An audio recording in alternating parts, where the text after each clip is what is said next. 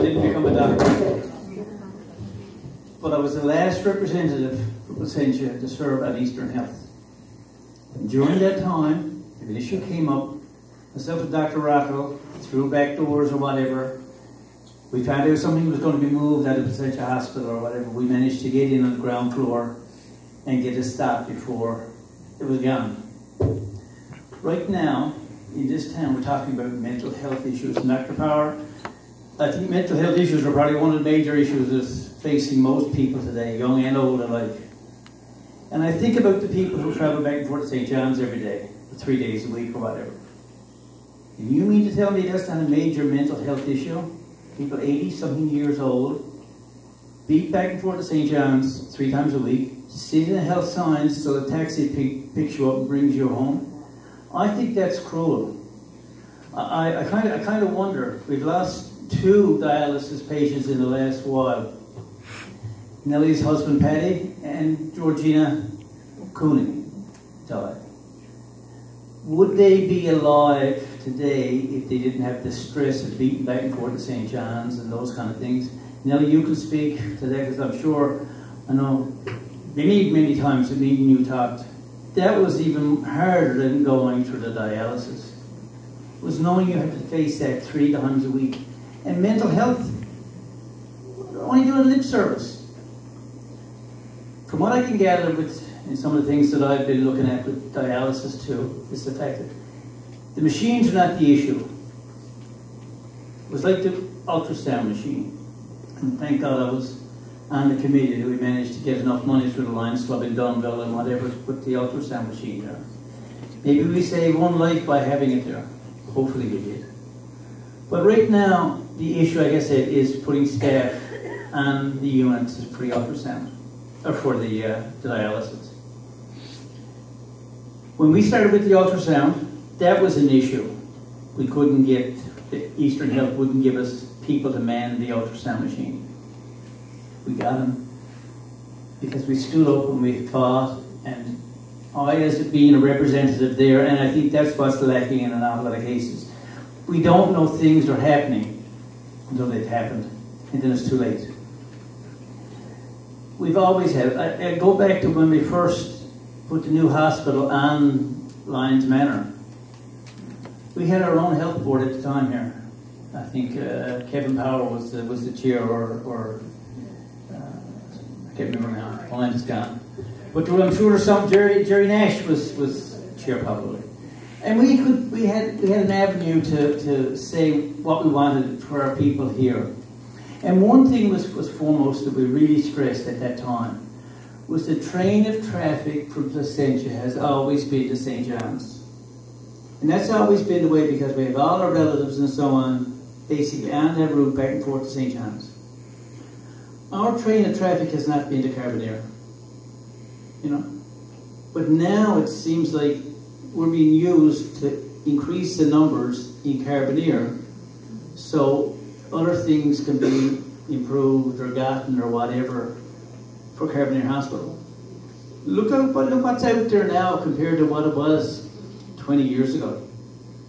How much of that came on our backs?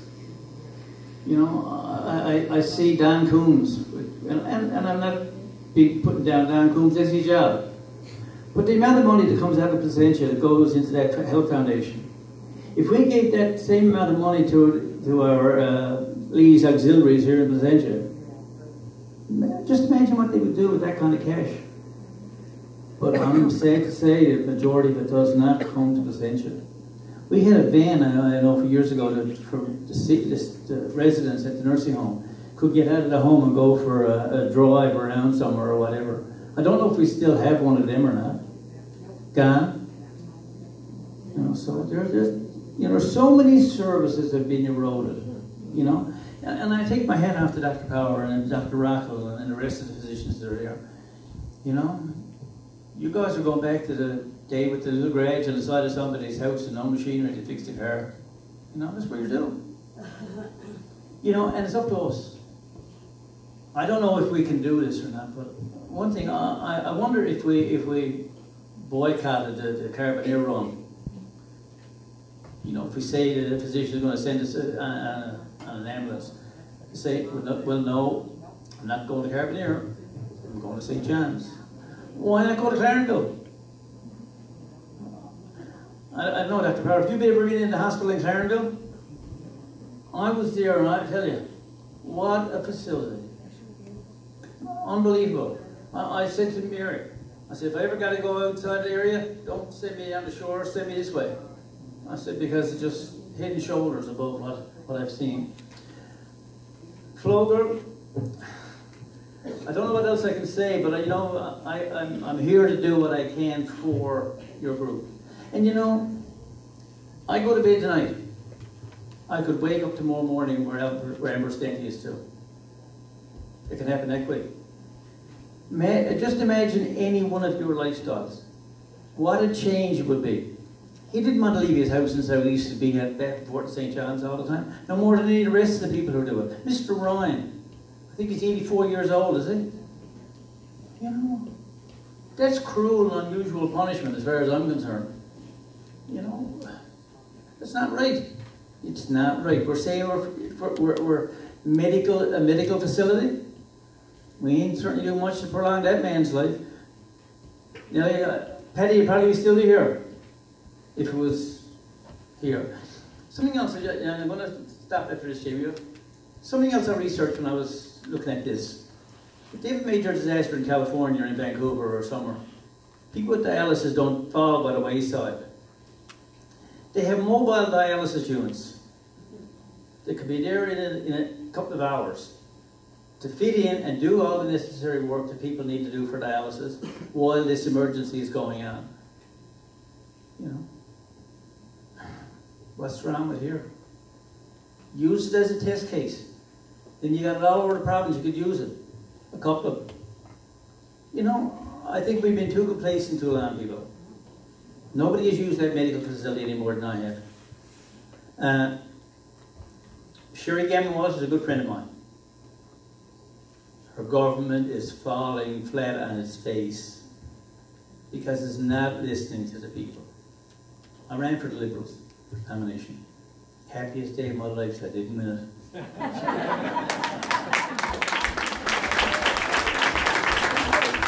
There is a God. But, you know, I think we have to be more in your face to government. They are our representatives. We pay their salary, you know.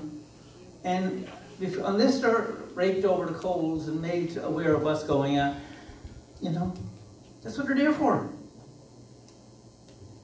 Let's make sure the units can come here. It's not big things. You know, this dialysis is not going to end with these 9 people or 10 people who are here. It's going to be a continuation. There's going to be more people and more people and more people down the line. Just the same as the ultrasound machines do. Thank God for the Lions Club in Dublin who got spearheaded that one. You know, we shouldn't have to go nickel and dime and try to get dialysis units for Essentia. You know, our people deserve better than that. Thank you.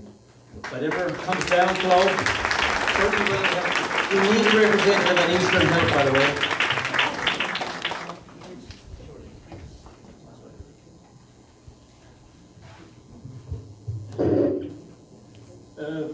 Yeah, actually, just sitting there thinking of a former customer of mine, actually, and a family member, certainly, when they come through the door, they brought to my attention Mike Griffiths from Ship Harbour passed away.